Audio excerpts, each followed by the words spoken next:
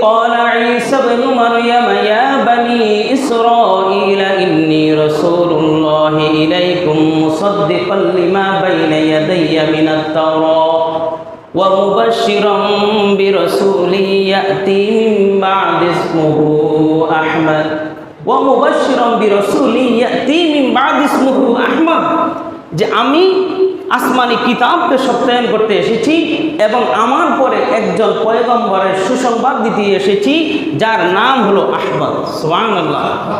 আমাদের নবীজির এক নাম হলো কি? আহমদ। আহমদ সর্বোচ্চ প্রশংসার অধিকারী মুহাম্মদ রাসূলুল্লাহ সাল্লাল্লাহু আলাইহি ওয়াসাল্লাম। তাহলে তাওরাতের ভাষা অনুযায়ী নবীজির নাম হলো আহয়াদ, জবুরের ভাষা অনুযায়ী নবীজির নাম হলো আহমদ, ইঞ্জিলের ভাষা অনুযায়ী নবীজির নাম হলো আল মাহি, আর কোরআনের ভাষা অনুযায়ী নবীজির নাম হলো মুহাম্মাদুর